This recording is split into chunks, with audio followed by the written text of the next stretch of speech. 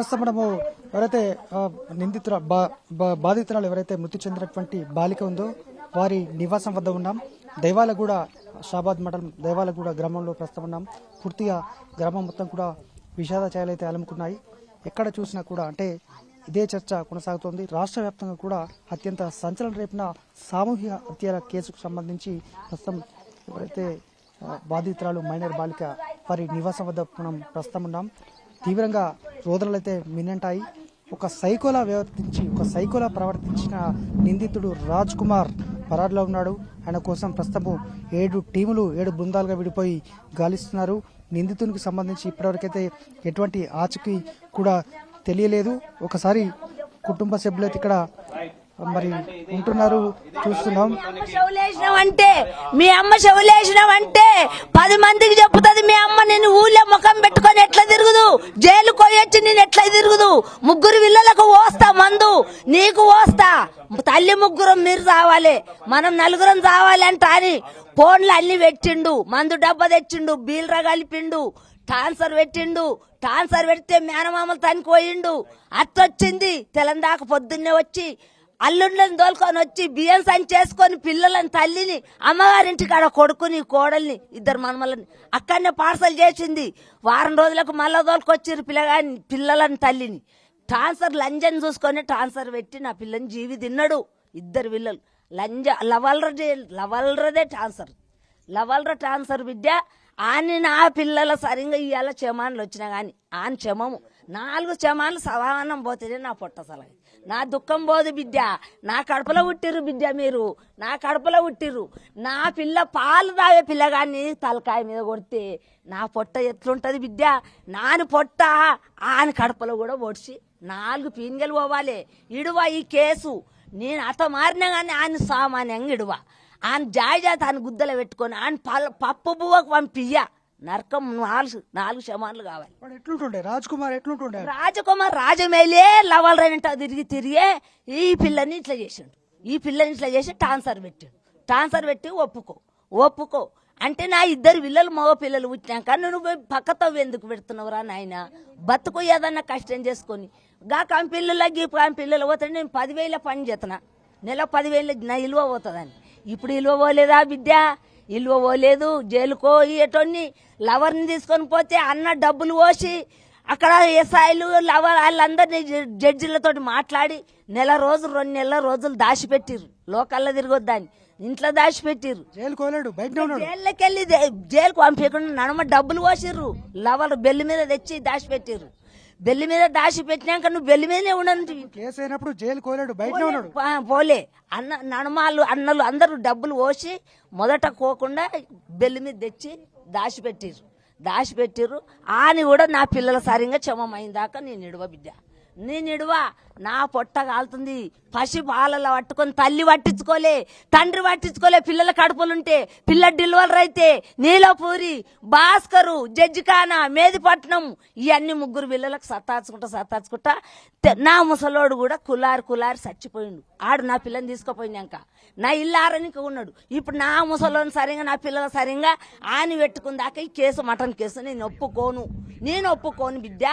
నా పిల్లలు కావాలి, తెస్తారా నా పిల్లలని నాకు తెచ్చి, లేకుంటే నా పిల్లలు సరిగా ఆయనకు మటన్ కేసు కావాలి. ఆయన పొడిచిందాక అన్నాడు. నా పిల్లలని ఫస్ట్ పిల్లలని ఎట్లా కోసిండు ఆయన తలకాయ కూడా అట్లే పోయా. నేను ఒప్పుకోను. ఆయన దోల్కరా అండి, గొడ్డలతో నరికి చంపుతాము. పిల్లలని వేసుకొని దాకాల జడ్జిఖాన్ల నెల దాకున్నాం. భాస్కర్రా జడ్జిఖాన్ల నెల దాకున్నాం. ఆయన దోలుకొస్తేనే 4 పీనుగులు సాలుగా పెడతాం. మొత్తంగా ఎవరైతే మృతి చెందినటువంటి మైనర్ బాలిక కుటుంబ సభ్యుల ఆవేదన మనం చూస్తున్నాం. నిందితుడు ఎప్పుడైతే పోక్సో కేసు నమోదైన తర్వాత మే 16 నుంచి 15 నుంచి ఇప్పటి వరకు ఒక్కరోజు కూడా జైలుకు వెళ్ళలేట వాళ్ళే చెప్తున్నారు. ఎందుకంటే పోక్సో కేసు అంటే ఎంత దారుణంగా ఉంటుందో మనకు తెలిసిందే. మరి నిందితుడిని కాపాడింది ఎవరు? ఆయన కాపాడడం ద్వారా ఇవాళ జరిగిన పరిణామాలతో మనం చూస్తున్నాం. మే 15న కేసు నమోదైందంటే అప్పటి నుంచి నిందితుడు యథేచ్ఛగా ఎక్కడో తలదాచుకున్నాడు. మరి యాంటిసిపేటరీ బెయిల్, ముందస్తు బెయిల్ వచ్చిన తర్వాత మరి నిన్న బెయిల్ సాయంత్రం మంజూరైంది. అప్పుడు బెయిల్ వచ్చిందని తెలిసిన తర్వాత ఆయన ఊర్లోకి రావడము, ఇటు పిల్లలను చూస్తాను, తన భార్యకు ఫోన్ చేసి నాకు పిల్లల్ని చూడాలనిపిస్తుందంటూ చెప్పడము, ఆమె సానుకూలంగా వ్యవహరించి పిల్లలను తీసుకొని ఇంటికి రావడము, వాళ్ళను హతమార్చడము, ఇటు బాధితురాలు ఎవరైతే మైనర్ బాలిక మృతి చెందినటువంటి బాలిక కుటుంబ సభ్యుల ఆవేదన మనం చూస్తున్నాం. ఆమెతో పాటు ఆమె నానమ్మ మరొకరిని ఇక్కడ ముగ్గురిని చంపడము, ఈ ఎవరైతే మైనర్ బాలిక ఉందో ఆమెను చెరువు కట్ట వద్దకు తీసుకెళ్లి అత్యంత కిరాతకంగా అత్యాచారం చేసి ఆ తర్వాత హత్యకు పాల్పడ్డాడు. అనంతరం అక్కడి నుంచి కుటుంబ సభ్యులు ఏం పాపం చేశారు, మరి ఇద్దరు అభంశుభం తెలియని చిన్నారులు ఇద్దరు కూడా వాళ్ళిద్దరిని కూడా హత్య చేశాడు. ఒకసారి మనం గ్రామంలో చూడొచ్చు, పూర్తిగా ఎక్కడ చూసినా కూడా ఒక నిర్మానుష్యటువంటి వాతావరణం ఏర్పడింది. అసలు ఈ విధంగా ఇంత దారుణమైనటువంటి ఘటనకు పాల్పడ్డ నేపథ్యంలో నిందితుడిని హత్య చేస్తేనే మళ్ళీ అతన్ని మేమే పొడి చంపుతామని కూడా కుటుంబ సభ్యులైతే ఆగ్రహాన్ని వ్యక్తం చేస్తారు. మనం చూడొచ్చు ఇక్కడ ఈ చెరువు కట్ట ప్రాంతంలో ఇక్కడికి తీసుకొచ్చి ఇక్కడితో పాటు ఈ ప్రాంతానికి ఈడ్చుకెళ్ళాడు.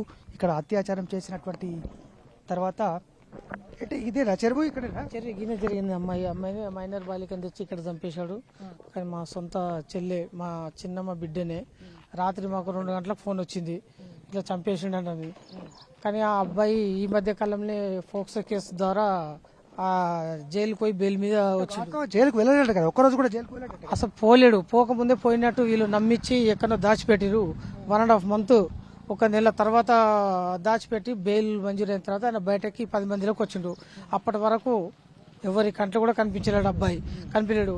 ఇప్పుడు వచ్చి ఇంటికి వచ్చిన తర్వాత ఆ అమ్మాయి ఇట్లా టార్చర్ చేస్తుందని చెప్పి మా బుజ్జు కూడా చాలా ఆవేదన వ్యక్తం చేసింది. అట్లా కాదు, అది కరెక్ట్ కాదు అని చెప్పి భార్య మధ్య ఏం జరిగిందో తెలియదు. కానీ ఇద్దరిని ఇంట్లో చంపి పాపను బయటకు తీసుకెళ్ళిండా? ఇద్దరిని చిన్న పిల్లల్ని భార్యని ఇంట్లోనే చంపేసి గొల్లెం పెట్టేసి అక్కడ షాబాద్కి వెళ్ళి అక్కడ వాళ్ళని చంపి ఆ పిల్లని మైనర్ ఎవరైతే ప్రేమించాడో ఆ అమ్మాయిని తీసుకొచ్చి ఇక్కడ చంపేశాడు. ఏం జరిగినా కూడా ఒక 6 మంది మర్డర్ చేసింది కాబట్టి కూడా కుటుంబ సభ్యులు ఎంత ఆందోళన వ్యక్తం చేస్తున్నామో. మాకు చెల్లె అవుతుంది, మా కూతురు, మాకు ఎంత బాధ అవుతుంది సార్. కళ్ళాంటి వాళ్ళు మరొకరికి సంఘటన జరగకుండా కఠినమైన చర్యలు తీసుకోవాలని చెప్పి నేను ప్రభుత్వాన్ని కోరుతున్నాము. అలాగే మా ఇంట్లో సమస్య ఎదుటోళ్ళకు కూడా భయం పుట్టేలా కూడా ఇలాంటి శిక్షను వెంబడే అరెస్ట్ చేసి అతనికి కఠినమైన శిక్ష వేయాలి. ఇలాంటి సంఘటనలు జరగకుండా చూడాలని చెప్పి నేను ప్రభుత్వాన్ని వేడుకుంటున్నాము. రైట్, ఇది కుటుంబ సభ్యుల వెర్షన్ చూస్తున్నాం. మొత్తంగా పోక్సో కేసులో నిందితుడు, పోక్సో కేసు అంటే అత్యంత కఠినమైనది. మైనర్ బాలికల పైన అఘాయిత్యానికి పాల్పడితే కఠినమైన సెక్షన్లు ఉంటాయి, కఠినమైన శిక్షలు ఉంటాయని ప్రభుత్వం చెప్తోంది. కానీ నిందితుడు ఒక్కరోజు కూడా జైలుకు వెళ్ళలేదట. మరి ఏం చేశారు పోలీసులు? ఇన్ని రోజులు ఆయన కాపాడింది ఎవరు అనేది మనకి ఇప్పుడు తెలియాల్సి ఉంది.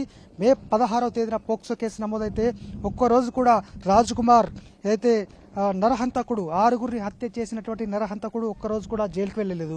మే 15వ తేదీ నుంచి ఇప్పటివరకు అబ్స్కాండింగ్ లో ఉన్నాడు. నిన్న యాంటిసిపేటరీ బెయిల్ వచ్చిన తర్వాత గ్రామంలోకి అడుగుపెట్టాడు.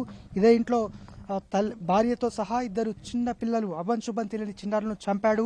ఆ చంపిన తర్వాత అక్కడి నుంచి షాబాద్లో ఉన్నటువంటి మైనర్ బాలికతో పాటు వాళ్ళ నానమ్మను మరొకరిని చంపిన తర్వాత మైనర్ బాలికను ఇక్కడికి తీసుకొచ్చాడు. మనం చూస్తున్నటువంటి లొకేషన్ మనకు ఆ చెట్లు ప్రాంతం కనిపిస్తోంది. చందు కెమెరామెన్ చూపించాలి.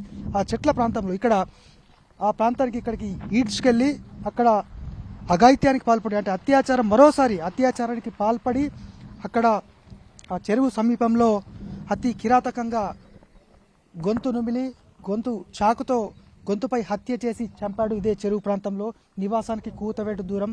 తెల్లవారుజామున 2 నుంచి 3 గంటల ప్రాంతంలో ఇదంతా కూడా కొనసాగింది.